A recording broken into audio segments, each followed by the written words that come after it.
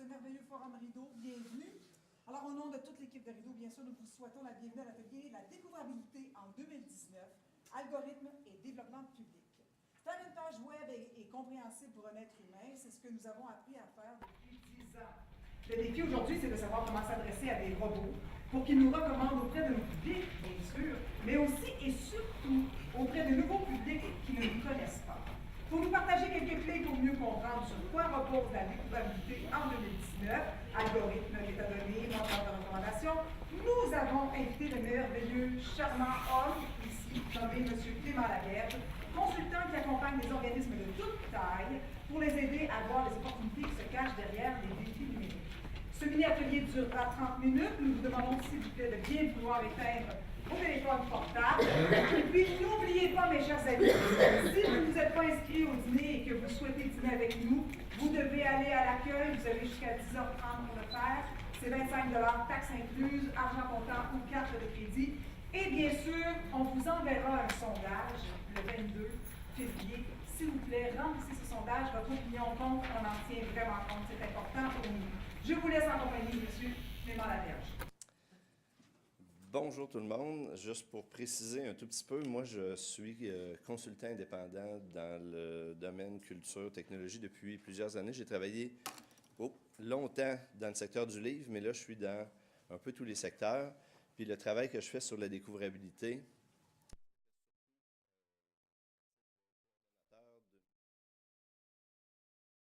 la mesure 111 qui porte spécialement sur le rôle des métadonnées dans la diffusion des contenus culturels. Donc, on en reparlera rapidement tout à l'heure.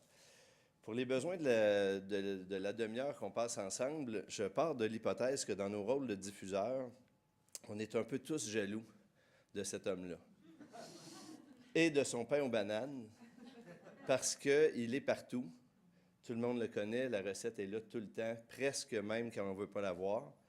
Puis, chose mystérieuse, non seulement elle est là puis elle sort bien, mais elle est accompagnée de plein d'informations additionnelles, une note, le temps de cuisson, les calories et tout sur Google. Alors qu'on sait que quand on fait des recherches pour des spectacles, nos résultats ont plutôt l'air de ça. Pourquoi? On sait que quand on cherche des spectacles, parfois, ça donne des résultats comme ceux-là, dans lesquels il y a des petites boîtes présentées, puis des fois non. Que quand on cherche sur des salles, des lieux de diffusion, il y a des pages que Google a construites un peu à notre insu, des résumés d'informations comme le Théâtre du Marais ici, dans lesquels des événements programmés viennent se mettre à jour de façon un peu automatisée. Puis des fois, on ne réussit pas à le faire comme on voudrait. Ça se passe tout seul, avec des résultats plus ou moins prévisibles.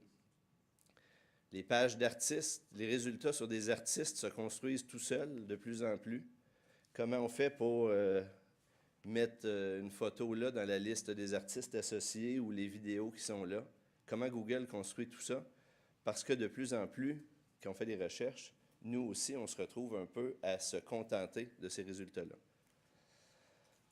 En fait, notre défi, c'est qu'on veut que les gens trouvent les spectacles qu'on diffuse, les lieux pour lesquels on travaille, à partir de des recherches imprécises aussi. Parce que s'ils cherchent le nom de notre salle ou le nom d'un spectacle, c'est qu'ils nous connaissent déjà. On n'est pas vraiment dans la découvrabilité ou dans le développement de public. On est plutôt dans rejoindre des gens qu'on a déjà rejoints par ailleurs. Mais ça ne se passe pas comme on voudrait la plupart du temps. Pourquoi? Bien, pour essayer de comprendre rapidement qu'est-ce qui est en train de se passer autour du web et des phénomènes que je viens de décrire, on va faire un petit retour dans le temps pour comprendre où en est le web aujourd'hui. Retour pour ça en 1993, il y a 25 ans. Le web s'organise autour de Yahoo. Yahoo, sa logique, c'est qu'on va organiser tout le web dans des catégories. On va faire des petits tiroirs, puis on va décrire les pages web dedans. C'était une belle époque où dans le coin en haut à droite, il y a même un bouton « Ajouter un site web ». On cliquait dessus, on suggérait une page web qu'on avait fait une nouvelle. Ce système-là d'organisation du contenu du web est arrivé très vite à ses limites pour des raisons de quantité de contenu, de langue, et ainsi de suite. Et 2 ans plus tard, a été dépassé par une chose extraordinaire à l'époque qui s'appelait Alta Vista, qui partait de l'idée que le truc, c'est pas de classer les choses dans des tiroirs. On va mettre des robots à passer à travers toutes les pages, distinguer tout ce qui est écrit, puis on va organiser les contenus en fonction de leur pertinence. En gros, s'il y a 3 pages sur un même sujet, si le sujet est écrit dans le titre, la page doit être plus pertinente que si c'est écrit juste dans le 3e paragraphe ou que dans le dernier. Puis quand on faisait une recherche, bien, tout s'organisait en fonction de ça. Ça a bien marché. C'était fantastique. On trouvait plein de trucs qu'on ne trouvait pas avec Yahoo. Ça a duré 3 ans. On est arrivé au bout de ça pour encore des problèmes, multilingues, trucs. Ceux qui ont travaillé à l'époque, il y avait toutes sortes de trucs pour déjouer AltaVista. Et est arrivé 3 ans plus tard, il y a 20 ans, il faut réfléchir, 20 ans quand même, Google qui arrive et qui dit « c'est pas ça le truc. AltaVista a une bonne idée, c'est de parcourir automatiquement toutes les pages qui s'ajoutent sur le web, mais l'organisation du web va se faire plutôt en fonction des liens que les gens font d'une page à l'autre. En gros, si je fais un lien vers la page web de quelqu'un, dans les faits, je fais un vote sur la pertinence de cette page web-là. Puis si tout le monde pointe vers une page web, tout le monde fait des liens vers une page web, c'est sûrement que c'est la meilleure. C'est un pari extrêmement démocratique. À l'époque, les gens disaient « Google va se planter » parce que ça voulait dire qu'une page web d'un étudiant de secondaire 5, que tous ses amis faisaient des liens vers la page, avait des chances d'être jugée plus pertinente que la page du spécialiste isolé dans son coin. Or, l'histoire montre que, alors que la phase 1 de la petite histoire du web schématisée ici a duré 2 ans, la deuxième étape a duré 3 ans, ça fait 20 ans qu'on est dans cette logique-là. Ça veut dire que ça fait 20 ans qu'on travaille le web avec les règles du jeu que Google a données il y a 20 ans, puis que tous nos réflexes se sont développés de cette façon-là. Or, aujourd'hui, on arrive à la fin de cette 3e étape-là de l'histoire du web. Pourquoi? Pas parce que quelqu'un l'a décidé comme ça, c'est parce que nos habitudes avec le web changent profondément. On consulte de moins en moins le web sur des écrans comme ça. On consulte sur des appareils comme ceux-là, sur des iPhones. On reçoit du contenu sur des montres. Puis de plus en plus, à travers des petites bornes comme celle d'Amazon, là, des assistants vocaux, dans lesquels il n'y a même plus d'écran. Donc, de plus en plus, on consulte le web dans des espaces sur lesquels les écrans rétrécissent, la capacité de nous présenter beaucoup de choix diminue. Puis là où Google avait 10 chances de nous présenter un résultat satisfaisant sur cet écran-là, pour nous satisfaire, parce que tout le monde sait qu'on ne va pas sur la page 2, 3, 4, 5, 6, on se contente de la page 1. Il y avait 10 chances. Sur ça, il nous en affiche 4 sur l'écran. Sur une montre, il faut qu'il nous donne la bonne information. Puis si on fait une demande vocale à un appareil comme Google Home ou Alexa, il faut qu'il nous donne tout de suite quelque chose qui marche. Donc, le défi pour les moteurs qui organisent le web, c'est que de plus en plus, on sort d'un univers de moteurs de recherche pour s'embarquer dans un univers de recommandations. Tout s'organise autour de des recommandations. C'est le moteur qui fait un choix à votre place puis qui vous le soumet. C'est des changements qui sont déjà visibles, mais auxquels on porte souvent peu attention. Sur l'écran de gauche, le contraste est un peu faible, mais c'est un écran de téléphone. Jusqu'à il y a quelques années, voire mois, les recherches qu'on faisait sur un iPhone ressemblaient à ce qu'il y avait à gauche. La même chose que sur un écran d'ordi, mais rétréci. De plus en plus, ça ressemble à ce qu'il y a à droite. Parce que Google réorganise les contenus pour nous présenter ce qu'il croit qui est la réponse qui va nous intéresser, et non pas une liste de choix dans laquelle nous, on aura complété la recherche. Donc, tout ça, c'est des signaux qu'on est en train d'entrer dans une nouvelle période de l'histoire du web. Résultat, conséquence, si on n'est pas susceptible de faire l'objet d'une recommandation par Google ici, mais Google est mon exemple, ça serait un peu la même chose pour toutes sortes de plateformes, bien, on est comme invisible. Il faut que les moteurs soient susceptibles de recommander notre spectacle, notre pièce musicale, notre livre, à quelqu'un si on veut pouvoir exister, sinon on est noyé dans tous les autres résultats. Vous observerez aussi ce changement à ce que toutes ces plateformes-là, je prends Google, c'est plus facile pour les fins d'aujourd'hui, sont tous devenus des moteurs de recommandation. Reculer 5 ans dans le temps, quand on arrivait sur un site web populaire, la première boîte qu'on voyait, c'était l'outil de recherche. Aujourd'hui, sur Netflix, Spotify et autres, vous chercherez l'outil de recherche. Il est souvent limité à une petite loupe dans le coin en haut à droite. Ce n'est plus la logique d'organisation des contenus dans ces plateformes-là. Qu'est-ce qu'on peut faire, donc, pour améliorer notre découvrabilité dans cet univers-là? C'est-à-dire que les spectacles qu'on programme, par exemple, fassent l'objet de recommandations à des gens. Pour ça, il faut s'interroger d'abord pour savoir c'est quoi une recommandation. Une recommandation, c'est associer quelqu'un, le profil de quelqu'un, à quelque chose. Pour que ça marche, il faut que le robot qui va faire la recommandation connaisse la personne, puis connaisse le contenu qui est susceptible de recommander. Or, aujourd'hui, les robots connaissent parfaitement les personnes, mais connaissent assez peu les contenus. La partie de gauche, connaître les personnes, c'est facile, parce que vous avez ça dans votre poche, tout le monde ici, ou presque. Puis c'est un petit pisteur qui suit vos habitudes, où vous êtes, ce que vous faites, ce que vous cherchez, ce que vous avez l'habitude d'acheter, d'écouter, de regarder. Et donc, aujourd'hui, Google, si je poursuis sur l'exemple de Google, sait parfaitement qui vous êtes et ce qui est susceptible de vous intéresser. Mais pour vous recommander une pièce musicale ou un film ou un spectacle, encore faut-il qu'ils connaissent les contenus, les spectacles, les musiques et autres. Or, aujourd'hui, on ne lui donne généralement pas les informations pour être capable de faire cette association-là. L'analogie que je vous suggère, c'est qu'on a appris à faire des pages web depuis 20 ans. On fait le recto des pages web. On décrit le spectacle, si je prends l'exemple du spectacle, pour les êtres humains. On sait faire ça, on met un extrait vidéo, on met un lien vers la chanson, on met des liens vers... Mais on oublie qu'il y a un verso qui est destiné aux robots qui vont passer puis qui vont avoir à identifier de quoi il s'agit sur cette page web-là. Exemple, mauvais exemple pris dans un autre secteur que le domaine du spectacle. Cette page web-là, des éditions de La Pastèque, bien, pour un être humain, c'est bien.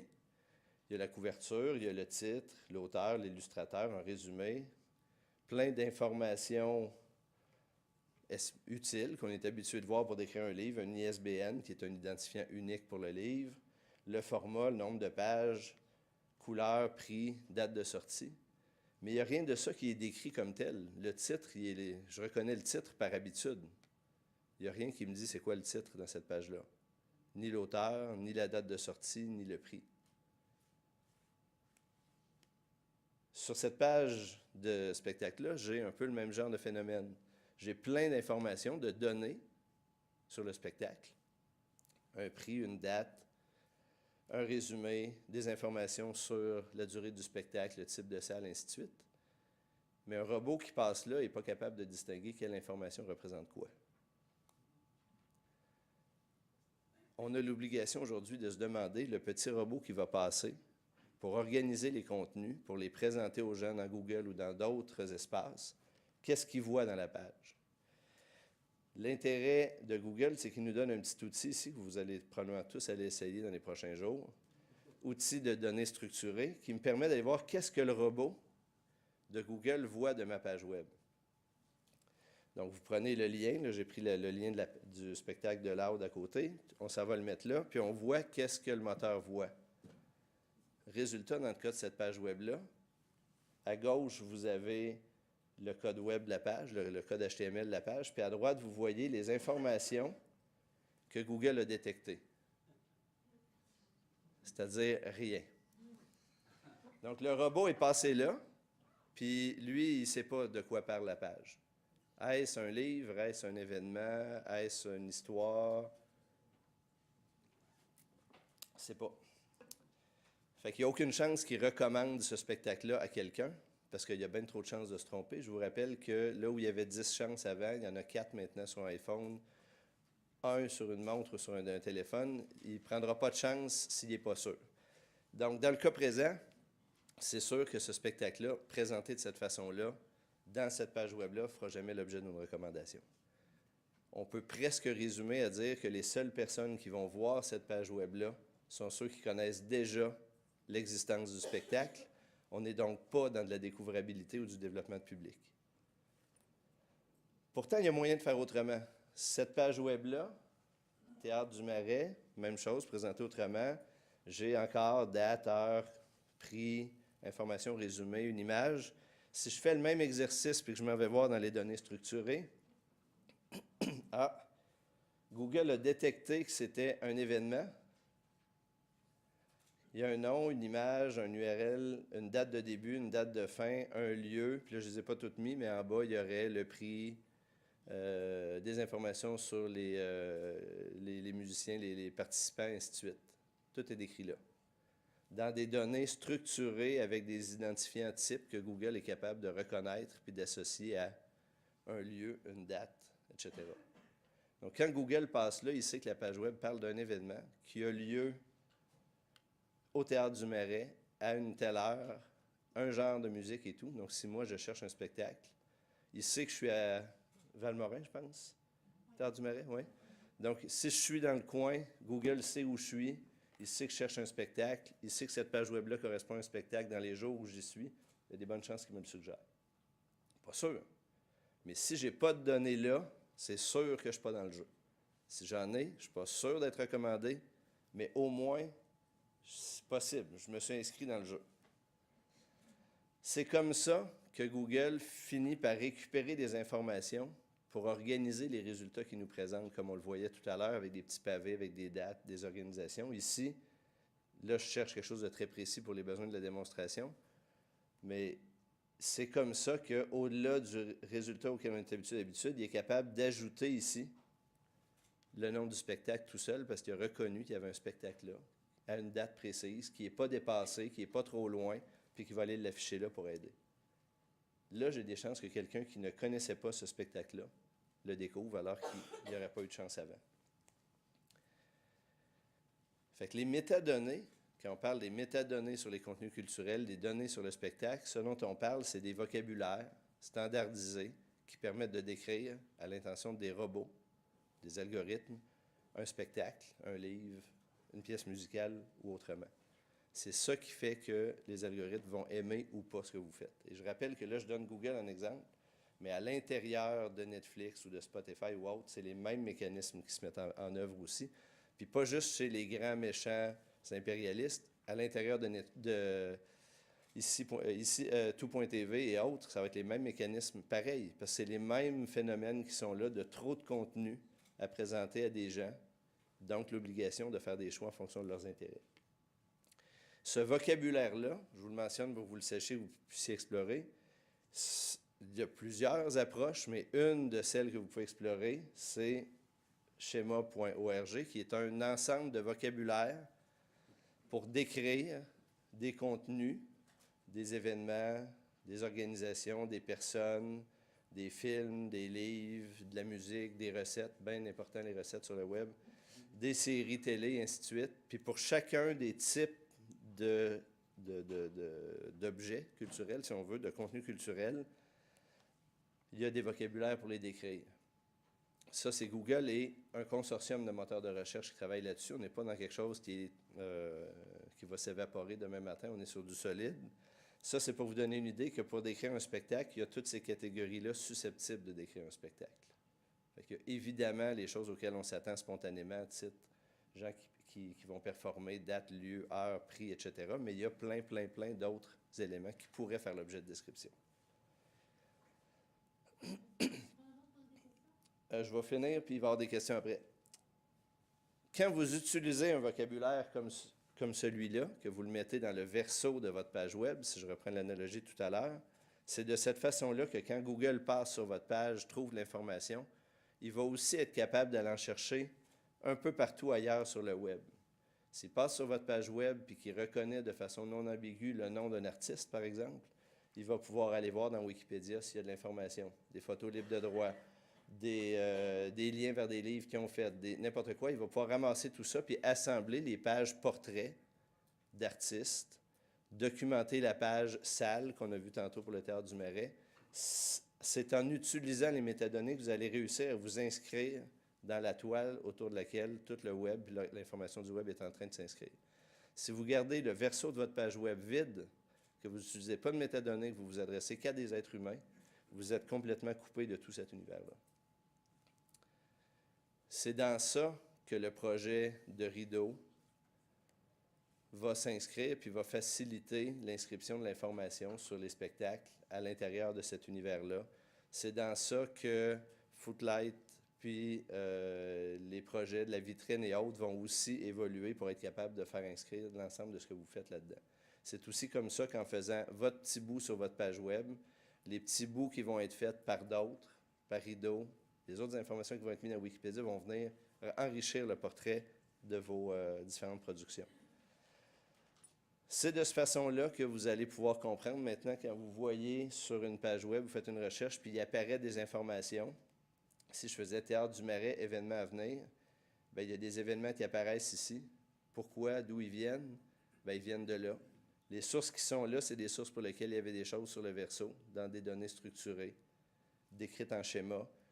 Ici, une information qui venait directement du site du Théâtre du Marais, ici qui venait de Tuxedo. Ça ne veut pas dire que vous allez comprendre parfaitement l'assemblage que Google a fait. Google va garder ses recettes, mais vous savez au moins qu'ici, il y a des gens qui ont fait le travail comme il faut pour vous permettre d'entrer dans cet univers-là. Pour suivre un petit peu tout ça, aller un peu plus loin que ce qu'on peut faire en 30 minutes, tout ça, le document, vous l'aurez, la présentation, si vous le souhaitez. Il y a le développement du projet de Rideau qui n'est pas banal dans cet univers-là. La mesure 111 dont je vous ai parlé. Schéma, ici, c'est pour des identifiants uniques de créateurs. Donc, vous verrez, un peu comme un ISBN, d'écrire un livre de façon unique. Il y a des façons d'écrire des créateurs, musiciens, interprètes de façon unique. Puis l'outil que je vous ai présenté pour aller voir de quoi a l'air votre page web aux yeux d'un robot. Et tout ça nous ramène au pain aux bananes. Pourquoi le pain aux bananes est un exemple à retenir là-dedans? Parce que, je vous l'ai dit, les recettes ont aussi leur façon d'être décrites. Puis quand on va voir le travail que Ricardo et son équipe fait, ils font un travail absolument exemplaire. Ça n'explique pas complètement pourquoi il est partout. Mais si vous allez mettre l'URL de la recette de pain aux bananes dans l'outil de Google, vous allez voir que Google détecte qu'il s'agit d'une recette. Décrit la recette, l'adresse, les ingrédients un à un comme des ingrédients différents. Le temps de cuisson, le temps de préparation, le nombre de portions pour la recette. Puis là, bien, je vous fais grâce de tous. Mais si une recette de pain aux bananes peut être décrite de façon aussi détaillée, je pense qu'on peut aisément imaginer qu'un spectacle peut aussi être décrit de façon détaillée, plus que par une date, une heure de début puis une heure de fin. Donc là, on va avoir besoin d'un peu de créativité pour imaginer quelle métadonnée utiliser. Parce que si nos spectacles étaient aussi bien décrits que les recettes de pain aux bananes de Ricardo, on serait tous beaucoup plus découvrables. Fait que retenez de ces 30 minutes, quand vous préparez un show, comment Ricardo décrirait mon show? Première question à se poser. Deuxième étape, est-ce que je le décris avec un vocabulaire qu'un robot peut retenir, peut décoder? Parce que si vous le faites pour des êtres humains, vous passez à côté. Est-ce que je l'ai affiché de façon structurée, correcte dans le version de ma page web? Parce que c'est de cette façon-là que je vais réussir à ce que l'information soit liée à travers tout le reste, puis que je puisse bénéficier de la logique du web d'aujourd'hui, le début de la 4e phase de l'histoire du web résumée que je faisais tout à l'heure. C'est dans ces conditions-là, c'est en vous rendant susceptible de faire l'objet de recommandations que vous allez pouvoir bénéficier de découvrabilité puis de développement de public. Sinon, vous n'utilisez le web que pour faire un petit extra par rapport aux autres communications que vous faites. Vous n'utilisez pas le web pour le développement de public. Voilà, c'était le résumé en quelques mots. Il nous reste un petit peu de temps pour les questions. Il y en avait une qui était là, 2, 3. Il y a un micro si vous voulez y aller. Sinon, je vais être obligé de la répéter pour que ce soit dans... M'entendez-vous? C'est pas... Oui, c'est ça. M'entendez-vous? Je veux juste comprendre, le chem.org, je vais là-dessus pour trouver comment décrire mes affaires dans mes métadonnées. OK. Alors, très rapidement, la réalité concrète, là, c'est qu'il n'y a personne ici dans la salle qui va écrire lui-même à la main le verso de sa page web. OK. Retenez en gros que l'étape à laquelle on est, là, il y a quelques années, on faisait une page web, puis là, quand les iPhones sont arrivés, on a découvert que nos pages web étaient désagréables à consulter là-dessus. On a refait nos sites web, puis on a demandé aux producteurs du site web de le faire adaptatif. On l'a demandé une fois, puis ça a été fait en conséquence. Là, c'est la même démarche que vous devez faire éventuellement, c'est dire à la personne qui s'occupe de votre site web, les données que tu mets sur le recto pour l'être humain, là, va voir dans schéma.org comment faire pour t'adresser à un robot avec la même information, puis mets-le dans le verso de la page web. Puis OK. ça va être programmé une fois, puis ça va s'écrire en même temps sur le recto puis sur le verso. Vous n'aurez pas à vous en faire avec ça. Ah, c'est pas quelque L'objectif chose que moi, aujourd'hui- je peux faire. Non, l'objectif aujourd'hui, c'est de comprendre que ça devient indispensable, puis d'adresser ces informations-là à la personne qui s'occupe de votre site web. Hmm. Mais il faut savoir que ça se passe de même maintenant. Oui, OK. Puis une petite dernière question. Tantôt, avec tous les ingrédients de Du lui, pain aux là, bananes. du ouais. pain aux bananes, c'est parce qu'il y a des métadonnées sur chacun des... Autrement dit, parce qu'il y avait tout ça qu'on a vu avec chacun des ingrédients. Si tu cliques tomate, ben tu vas arriver sur sa recette, il y a des tomates dedans. Si on cherche une recette avec des tomates, mais pas de gluten, on a des chances de... Ben là, pas de gluten, pas cette recette-là, là, mais Ah vous non, mais comprenez non, le principe. seulement, là. Si je veux chercher ça, si j'ai décrit à Google correctement dans ce langage-là les ingrédients, il va être capable de les reconnaître. Si je ne l'ai pas fait puis j'ai laissé le verso blanc, il n'y a aucune chance qu'il recommande ma recette. OK, merci. Pareil pour les spectacles. Merci. Bonjour, ça va bien? Oui, très. Petite question comme ça. Les sites web anciennement, pour les métadonnées, on se mettait un robot.txt, on rentrait les données. Est-ce que ça fonctionne encore ou c'est final, il faut passer par schéma.org? En gros, Google n'utilise pas juste une méthode. Fait que là, Ouais. c'est version très, très, très résumée, là. Quelqu'un, un spécialiste, pourrait dire, t'exagères, il y a un petit peu de... Fait que là, j'avais pas le temps de mettre les nuances. Ouais, je comprends. En gros, c'est pas inutile de continuer ce qu'on faisait avant, Mhm. mais plus on avance, plus Google s'appuie sur des données qui lui ont été décrites de façon détaillée comme telles. Pourquoi? Parce qu'il prend plus de chance d'interpréter les données à sa façon. OK. Trop de chances de se tromper. Dernière question. Donc, en gros, l'algorithme, quelqu'un qui écrit un livre sur le jazz puis qui n'écrit pas dans les données qu'il s'agit de jazz, ça il y a un marche. moment, Google va arrêter de se fier sur le titre pour, mettons, sur le titre ou la description pour dire que ça parle de jazz, il y a trop de chances de se tromper. Il faut lui dire.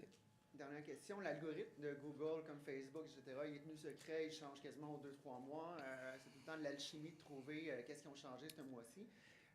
Les erreurs d'orthographe, est-ce que ça serait recommandable de prendre toutes les variantes d'erreurs d'orthographe communes puis les classer aussi pour donner une chance de se faire découvrir un peu plus facilement? Je ne peux pas entrer dans le détail, mais quand vous verrez la façon dont ça fonctionne avec Schéma, les données structurées, on s'expose un peu moins qu'on s'exposait aux questions de fautes d'orthographe et autres, parce qu'on est dans des vocabulaires structurés, imposés, et ainsi de suite. OK. Puis comme nous, on travaille en français, en anglais, puis dans d'autres langages. C'est le fait, Google c'est fait Translate pour fait la gérer job, tout ça. C'est fait pour gérer tout ça. Cool. Merci.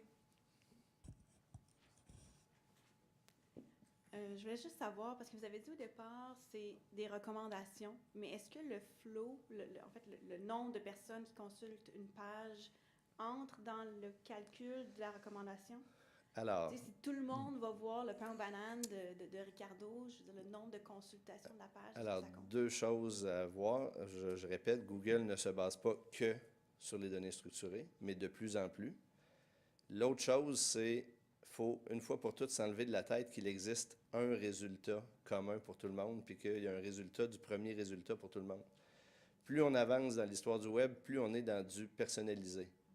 Donc, c'est sûr que si vous allez toujours sur les recettes de Ricardo, bien, Google va vous présenter les recettes de Ricardo avant. Si vous alliez jamais sur les recettes de Ricardo, à un moment donné, il arrêterait de vous les présenter.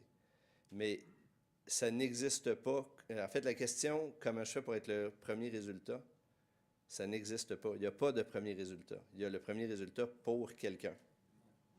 Donc ça, il faut arrêter de réfléchir en se disant, je vise cette place-là. Mais La pas question, vraiment c'est, ça. est-ce que je peux être recommandé? Oui, c'est ça. C'est pour savoir le nombre de consultations de la page. C'est ça, ça entre dans le calcul. Par exemple, parce que je pense encore à la recette de pain aux bananes, le nombre d'interactions sur la page, le nombre de gens qui disent « Ah ben moi, j'ai changé telle affaire, puis j'ai mis 2 cuillerées de sucre au lieu de 3 ». Ça, est-ce que aussi ça compte dans Est-ce que ça fait partie de ce que vous considérez comme les recommandations ou pas? Ça n'a pas rapport. Ça peut être une variable. On ne connaît pas toutes les variables que Google prend en compte. Mais sur la question des interactions et des commentaires, là, on n'a pas détaillé, mais Ricardo va jusqu'à mettre dans les données structurées sur le verso de sa page web les commentaires. À plus forte raison, les positifs. Et donc, encore une fois, l'idée, c'est pas qu'il s'agit de faire ça puis d'arrêter de faire le reste. Ça ne garantit pas les résultats. Ça dit juste que dans l'univers tel que les moteurs de recommandation sont en train d'organiser le web, si vous ne faites pas ça, vous vous excluez progressivement. Oui? Tu as parlé 2 fois de Wikipédia. Est-ce qu'il y a un statut particulier pour les informations qu'on trouve sur Wikipédia par rapport à tout le reste sur le web? Alors, la question, c'est est-ce que, j'ai parlé de Wikipédia, est-ce qu'il y a un statut particulier pour les données de Wikipédia dans cette équation-là? La réponse est non. Mais en fait, pourquoi Wikipédia est aussi important, puis quand on cherche le nom d'un artiste, c'est souvent sa fiche Wikipédia qui apparaît en premier, c'est parce que Wikipédia est probablement la source qui a compris le plus vite l'importance de décrire tout en données structurées et qui le fait de la façon la plus rigoureuse. Donc Google, je reprends Google, ça serait vrai pour les autres, quand Google se cherche l'information, il s'en va voir dans Wikipédia en premier, puis s'il trouve quelque chose, il va s'en servir parce que la source est fiable, bien structurée, bien documentée. Donc oui, à défaut de pouvoir refaire votre site web et tout, s'assurer que l'information dans Wikipédia qui concerne les artistes que vous allez produire, les salles, etc., sont complètes, conformes, organisées. C'est un bon moyen d'entrer dans cette toile de données structurées puis de recommandations. Mais ce n'est pas parce qu'il y a un statut particulier, c'est pour ça. On pourrait dire la même chose dans le domaine du cinéma de IMDb, qui est aussi un répertoire de données structurées, qui a de l'histoire, qui est bien organisé, et ainsi de suite. Et ce n'est pas pour rien qu'Amazon a acheté IMDb il y a quelques années. C'est pour avoir ces données-là. Deuxième question rapide.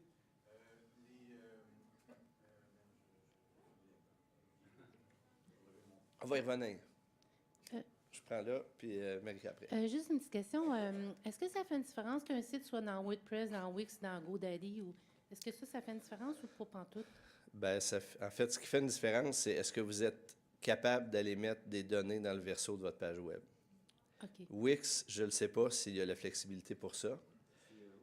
C'est un outil très, très automatisé. Si on veut, je ne sais pas si on est capable de gérer qu'est-ce qu'il affiche pour les robots. Dans WordPress, selon, là je ne ferai pas de diagnostic là, mais selon votre site web, il y a des plugins de WordPress qui permettent d'aller ajouter des données structurées correctement en schéma.org dans le verso de vos pages web, à vérifier. Okay. Mais en principe, il y a des outils pour ça. OK, merci. Tu as parlé aussi de tout ce qui s'en vient avec la commande vocale, la reconnaissance vocale. De quelle façon c'est interprété actuellement dans les moteurs de recherche comme Google, dont on parle, mais aussi Siri, les assistants personnels, en gros, tout ça reste mystérieux. On essaye d'analyser comment ils font. Mais ce qu'on peut retenir, c'est que plus l'appareil qu'on consulte est limité dans les choix de réponses qu'il va nous donner. Donc, si je demande à Alexa, joue du jazz, ce soir, j'arrive pour préparer le souper, je demande, je veux écouter du jazz. Plus c'est limité, plus il va se baser sur les données structurées. Et donc, plus vous êtes exclu si vous ne le faites pas. Pourquoi? Parce qu'il n'y a pas le droit de se tromper.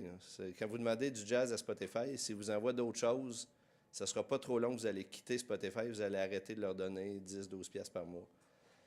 Puis ça permet de mettre une note de plus. Là, c'est dans ces espaces-là sur lesquels on revendique de demander éventuellement des quotas de musique québécoise, etc. Si on ne décrit pas nos contenus comme des contenus québécois ou canadiens, bien, on aura beau leur demander ce qu'ils veulent, on va être hors jeu. On a des devoirs, nous, à faire de décrire nos spectacles, nos musiques, nos œuvres de façon adéquate pour qu'on puisse être recommandé.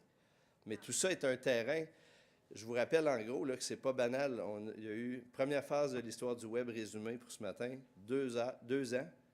3 ans la deuxième étape, 20 ans l'étape d'après, puis là, on en sort parce qu'on est arrivé au bout de ce que Google faisait avec ses règles du jeu actuelles. Fait qu'on explore. Là, tout ce qu'on sait de façon claire depuis 1 an ou 2, c'est que si on ne fait pas ce que je vous ai décrit ce matin, dans 5 ans, on n'existe plus. Ça ne veut pas dire que si on fait ce que j'ai décrit ce matin, on gagne dans la suite. Ça veut dire qu'on est encore là. Moi, j'ai une question mystère. On est producteur, on a produit, on a sorti un extrait. On a sorti 2 vidéos officielles et qui sont très beaux.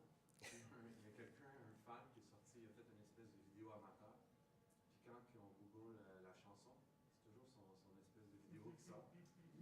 On va-tu falloir descendre chez Google pour le retirer ou... Alors là, ça mériterait d'être analysé parce que c'est multivariable, mais on pourrait regarder, puis je fais l'hypothèse que les phénomènes que j'ai décrits ce matin ne sont pas étrangers à ça. Je ne dis pas que c'est la seule raison, mais si on creuse, qu'on essaie d'identifier les facteurs qui font qu'ils arrivent avant, là, c'est sûr qu'il y a des éléments que j'ai présentés ce matin qui entrent en ligne de compte.